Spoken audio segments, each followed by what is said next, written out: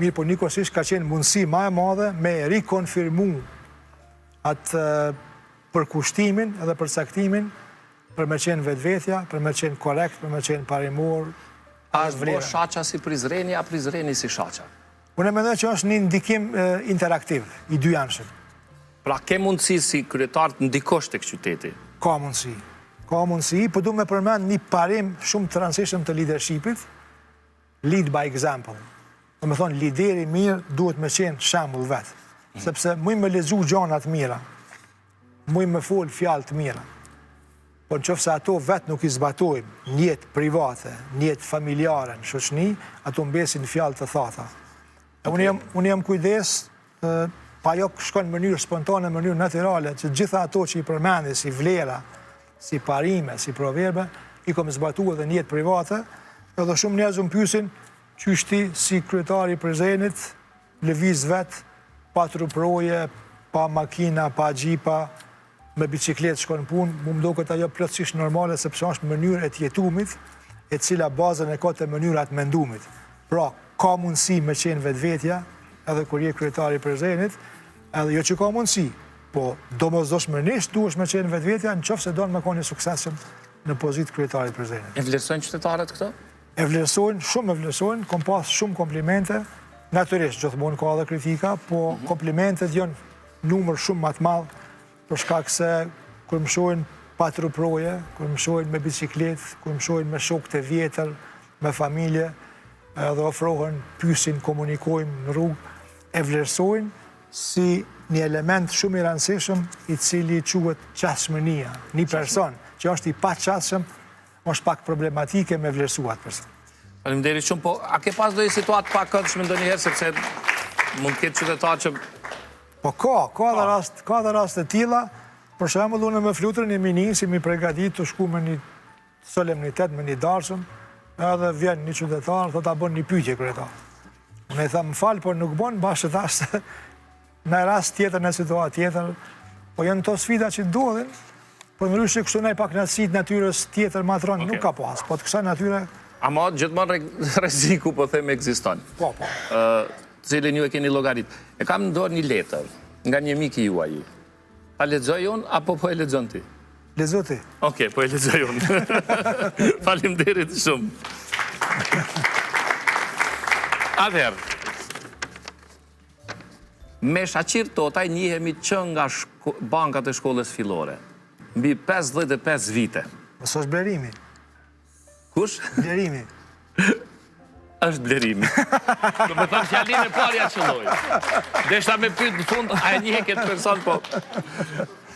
Okej, në shkollën e mesme ka qenë një nxënës i dalluar në shkencat eksakte, veçanërisht matematik. Ndër këto vite shoqëria jonë ka kaluar në shumë sfida, por si personalitet nuk ka ndryshuar kurrë. Është njeri që i fal gabimet, por edhe i pranon ato, gjë që është virtyt i rrallë. E kam një pyetje për të. Pse nuk hakmerret ndaj askujt? Edhe pse në punë janë bërë shumë pa drejtësi? Ai, edhe kur e ka pas mundësin, nuk është hakmar. Nga Blerim Spahiu. Faleminderit Blerim për pyetjen. Tani, pse nuk hakmerret dhe thot që kur e ka pas mundësin, nuk është hakmar? Po kjo është e vërtet, mirë, po unë e konsideroj se të gjitha ata persona që kanë punu me dashje ose pa dashje kundër meje, me një farë mënyrë kanë mbetë pozicione shumë matulta. Unë jem bo kryetari i Prizrenit. Ky është revanshi im. Suksesi, të arritunat, reputacioni, autoriteti dhe respekti që e kam për qytetarëve të Prizrenit, për mua është një revansh edhe një mesazh ndaj atyre personave që t'jenë më të kujdesshëm edhe t'i respektojnë vlerat. Okej, nuk po shkoj matutje, po lë me kaq për të jap letrën, mbaje me veti. Nga Blerimi kujtim. Ndërkohë, këtu është familja juaj. Po. Të shpje filloj prej onës prej Elenës. Elena është vajza ime, kjo është dizajnere, ka studiu në Austri, mu i me thonë që është krenaria ime. Elena dhe Donisi janë krenaria ime. Masena është Flutra Bashortja, Maja është Mesa, kjo është një fëmijë shumë specifik me një energji të jashtëzakonshme. Adonisi dhe nusi Adonisit, unë po du më thonë që përkrahjen më të madhe kom pas gjithmonë prej familjes, edhe konsideroj që për të arritur në atë mëdhaja, serioze, fundamentale është përkrahja e familjes, edhe mirë kuptimi, edhe në situata të vështira, edhe në situata kur nashta s'ka kohë për familje, kur nashta stresohet njëri me naj vendim që duhesh me marrë, por nuk e pa të përkrahjen e familjes, çdo gjë bëhet më e vështirë. Edhe unë do mi falenderu publikisht këtë këta që pishin një fotografi, që më kanë përkrah vazhdimisht edhe kanë pas durim, edhe unë kur s'kom pas kohë për ta, mirë po më në fund, do më thonë rezultati i arritën, është krenari edhe për ata. Tani, nuk është e lehtë me qenë babaj mirë, bashkëshorti mirë, kryetari mirë. Cilën e radhit të parën, te cila je ma i mirë? Unë mas pari po du më të falenderu ty që përmendon që jam i mirë. Ta shumë të bona pyetjen me të dhënë opcion. Cila je ma i mirë? Po, varianta ma e vështirë është mi kombinu të trijat edhe me qenë i mirë në të trijat. Prandaj. Mirë, po, me gjitha ato konsideroj që me qenë prindi i mirë edhe bashkëshorti i mirë është ma vështirë.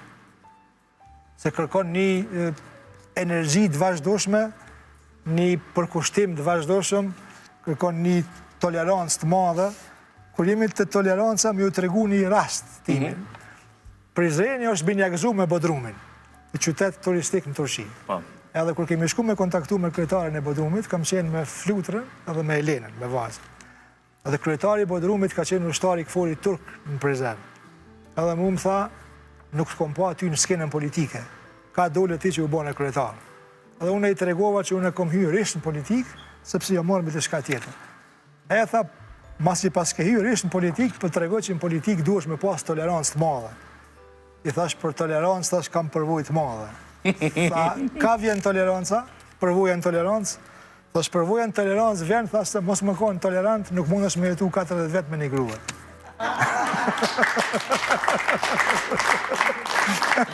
Do me thënë, mas pari duhet testet mi bo të gruja, ta një bo është kryetari mirë. Shaq, emrat e fëmije, Elena dhe Adonisi. Adonis. Nga Greshia, antikiteti. E kom pas një profesor të historisë, si nxënës i shkollës fillore, edhe e profesori historisë e ka emrin Hamza Aslani. Hamza Aslani. Po, edhe ja kemi marrë një liber me emnat vjetër shqiptarë, profesorit, arsimtarit asaj kohe, edhe nga jo liber i kom nëzirë të dy emnat, edhe për Elenën, edhe për Adonisin. Konsideroj që janë emnat mirë, po marrënësish më është që këta fëmije kanë zbukuru edhe emrin e vetë. Faleminderit shumë. Ne kemi një surprizë për fund të kësaj bisede, kemi një video nga Elena. Kjo ko ka befasi ma interesante. Ndjekim se çfarë thot Elena. Përshëndetje, shpresoj që të gjithë jeni mirë. Unë jam Elena, qika e shaqës për ndryshe. Shumë njerëz më kanë thonë që i ngjaj babës fizikisht, që unë nuk mëj me vlerësu mirë vetë, po që ka mëj me thonë është që në shumë aspektet të personalitetit unë e di që ngjaj me to. Ndoshta ngjashmëria vjen për shkak se unë kam marrë shumë mësime prej babës, ndoshta mësimet më të rëndësishme të jetës i kam marrë prej tij. Këto mësime i kom marrë edhe si këshilla direkte prej babës, por gjithashtu edhe tu e vëzhgu babën, për shkak se baba është njëri prej njerëzve ma origjinale dhe autentik që unë e njoh. Edhe njëri prej mësimeve më të rëndësishme është pikërisht ky, që unë duna gjithmonë mu kanë vetja, duna mu kanë origjinale, gjithmonë në secilin rrethon të jetës. Gjithashtu një mësim shumë i rëndësishëm që unë e kom marrë prej babës është zhvillimi i mendimit kritik. Do me thonë, baba më ka mësu qysh me mendu në vend se çka me mendu, më ka mësu që duna me i vlerësu edhe gjyku vetë çka pranoj në jetën teme, edhe mos me i marë idetë dhe konceptet e ndryshme të gatshme që ashtu qysh më ofrohen. E kove të fundit, këto rastet kur na e shohim babën në për emisione, ma shumë se sa që kalojmë kohë me ta në jetën e përditshme, ka nis me u bo ka gjatë shpeshta. Sidomos për mu, për shkak se unë nuk jetoj në Prizren, jetoj edhe punoj në Prishtinë. Edhe mungon ajo koha kur na kemi nejt ma shumë bashkë dhe kemi shkëmby ide dhe konceptet ndryshme.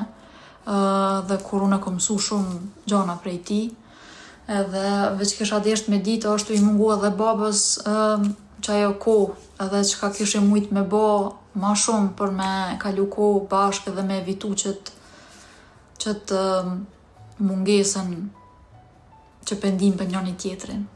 Faleminderit shumë, natën e mirë. Faleminderit shumë, Elena. Po Elena boni një pyetje dhe unë e konfirmoj me njëherë që po normal që mungon mas shumë ti mungon koha për familjen edhe për shoqërinë e vjetër.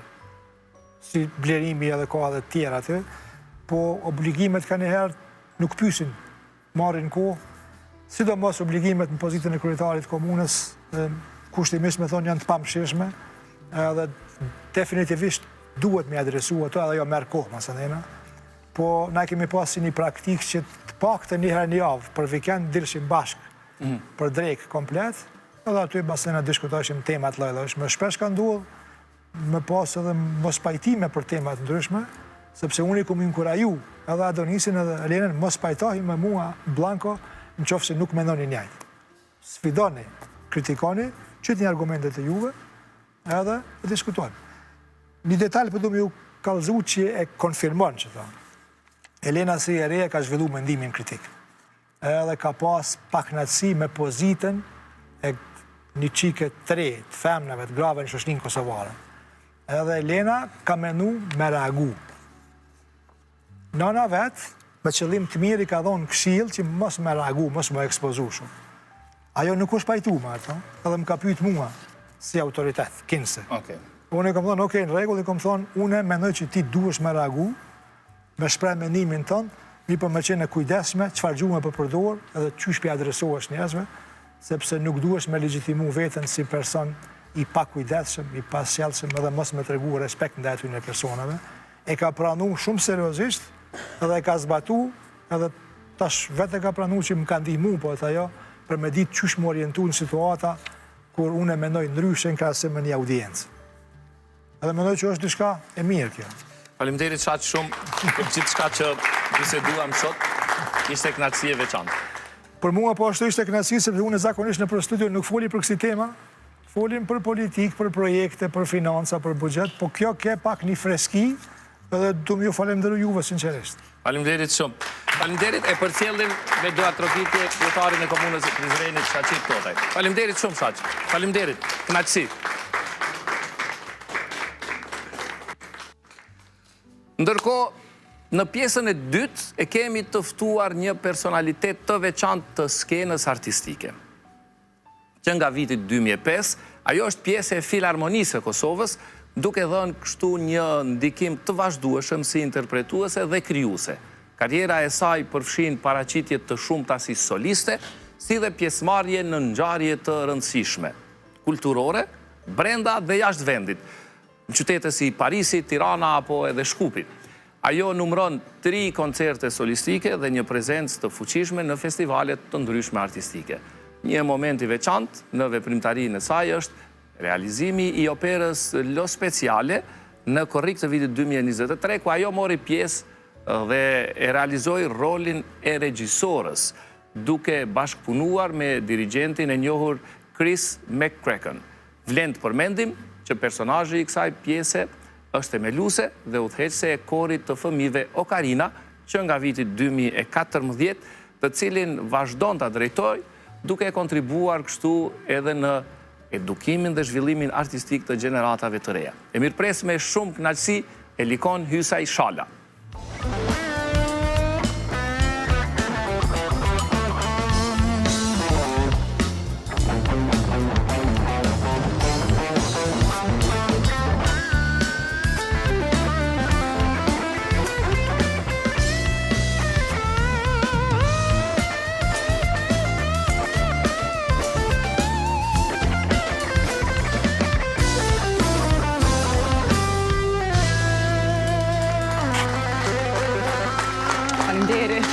Faleminderit zonja. Faleminderit shumë. Elikona, mirëmbrëma, mirëse